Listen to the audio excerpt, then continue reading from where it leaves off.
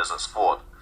And considering how strong they are, if there's also not much has gone on there so far, they've played 2 moves and now Parham is considering what to do. Maybe he did not expect specifically d5 and d6, and Gukesh maybe actually does start with knight f6 and d6 more often than he starts with d5 and d6. So there is a bit of a consideration that needs to be made here by Parham. Like if I play knight c3, should I be worried about the pure Tarosh, for instance? Should I start with knight f3? Does it give me anything that I would like maybe to rule out? But generally, of course, the choice is between knight c3 and knight f3, and very often they will lead to very similar things. If you want to play the Catalan, you definitely play knight f3 here. If his idea for why today is to play the Catalan, you go knight f3, you wait for knight f6, and you play g3 here. One board 2, Prague is playing the Catalan against Tabatabai. Match, and what do you think about him and his result so far for the team?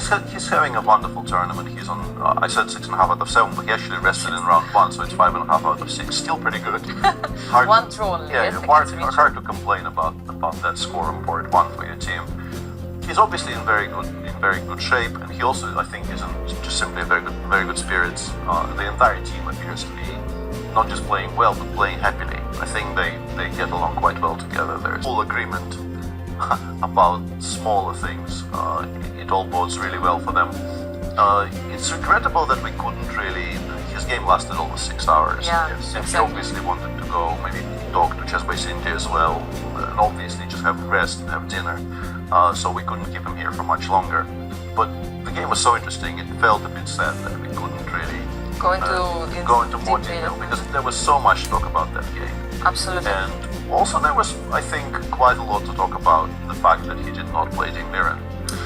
We didn't really want to press the matter, but He said he was surprised himself as well, yes, not to see Dean Mirren. And also, I was actually surprised with the fact how still humble he was, considering the fact he brought the victory for the team, winning such an important game. It seemed like, I think this is the main point for me, is his composure. Whenever he comes and talks to us, and I've been interviewing him for a while now, whenever he plays also, we keep forgetting he's only 18 years of age.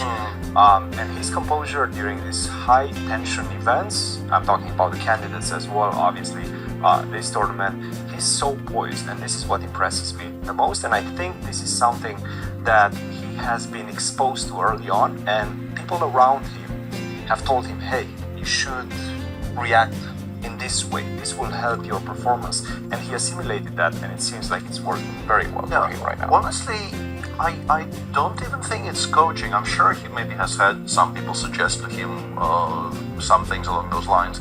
It just comes naturally. He's part of his personality. This is what I feel. He is very, very composed. Poised is a good word for it, and yeah, he just seems to be. He's not getting too high. He's not getting too low. Yeah. Whenever he wins, I mean, yesterday he won. Such a maybe the game of his, not of his career, because obviously he's had much bigger results, but still one of the top for sure, giving his team a crucial victory. And he was still balanced, grounded, balanced. It was not too emotional. I was expecting, more emotions than they always do, but he was like so calm and peaceful. Okay, he has just one good result, and because probably he's concentrated on a bigger goal, victory in the Olympiad, and this is just one of the steps, right? So he's not losing emotions on the way. He reminds me Vishy Anand a little bit, and the approach of Vishy in this sense, something what we discussed with you, Peter, earlier, that when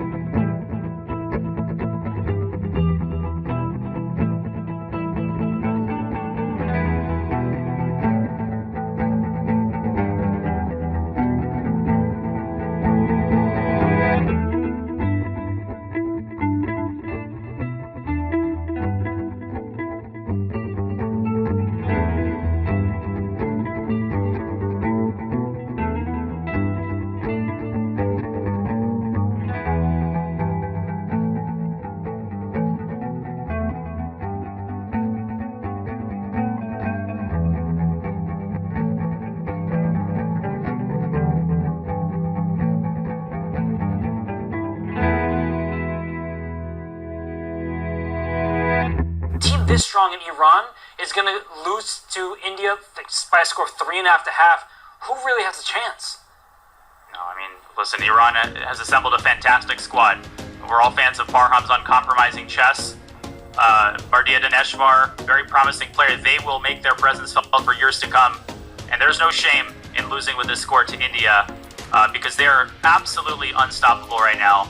You sit back, you take off your hat, you shake their hand, and you hope that in the last 3 rounds, some team... Actually quite straightforward. Yeah, Big result. Parham clearly lost.